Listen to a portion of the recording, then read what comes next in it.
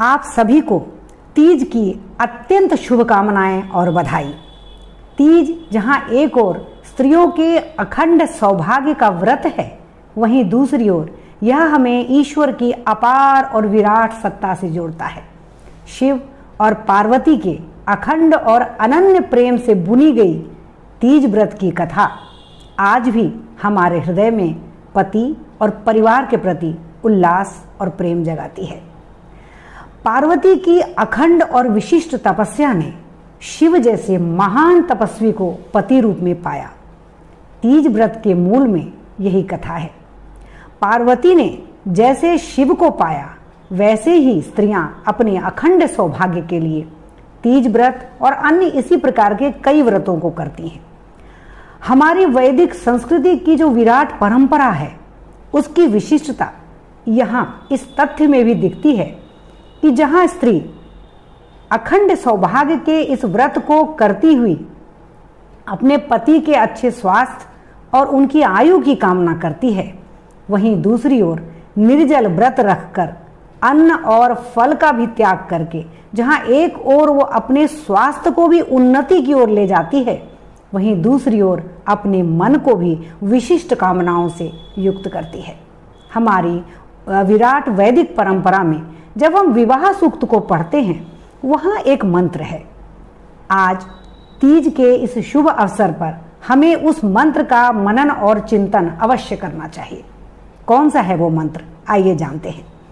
ऋग्वेद के दशम मंडल का जो 58वां सूक्त है, उसका 47वां मंत्र तीज या अन्य सौभाग्य प्रदायी व्रत में प्रत्येक स्त्री को मनन और चिंतन करना चाहिए।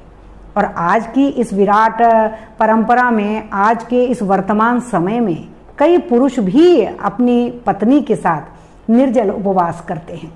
ये जहाँ एक ओर उनके प्रेम का प्रतीक है, वहीं दूसरी ओर ऋग्वेद के विवाह सूक्त के इस मंत्र के भावार्थ को भी चरितार्थ करता है, जहाँ कहा गया है कि हे ईश्वर, हे जल, हे वायु, हे सरस्वती, हे विधाता, मेरी पत्नी का हृदय मिलाकर एक कर दे।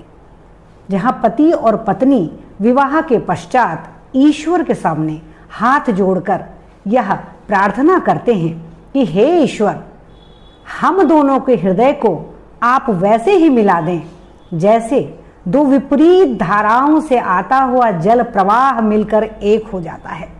वैसे ही हमें जोड़ दें जैसे दो विभिन्न दिशाओं से आती हुई वायु मिलकर गुथ कर एक हो जाती है। आप सरस्वती के माध्यम से हमें मिला दें। यहाँ वाणी के विशिष्ट प्रयोग के बारे में कहा गया है। ईश्वर से प्रार्थना की गई है कि हे ईश्वर, हम अपने पति या पत्नी से सदा सकारात्मक बातें करें। किसी भी तरह का ऐसा शब्द कभी ना बोलें कि एक दूसरे के दिल को उसका आघात लगे। इसलिए सरस्वती से प्रार्थना की गई है कि हम दोनों की वाणी को भी आपस में मिला दें। वस्तुतः अगर किसी भी घर में एक पति अपने पत्नी को जहाँ प्रेम करता है, वहीं आदर भी देता है, और पत्नी प्रेम और विश्वास के साथ अपने पति को भी आदर देती है, तो उस घर की समृद्धि और सुख से हम इनकार नहीं कर सकते। ऋग्वेद की इस वैदिक प्रार्थना में पति और पत्नी के सामंजस्य को, उनके प्रेम को, उनके एकत्व को दिखाया गया है।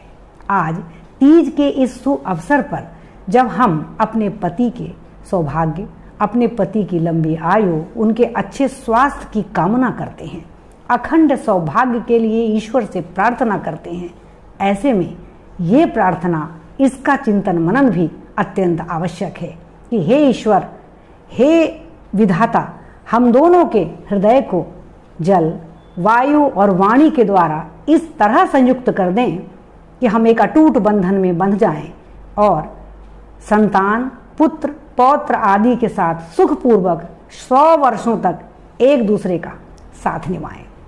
तो आज आइए तीज के इस शुभ अवसर पर ऋग्वेद के इस मंत्र को अपने जीवन में उतारें।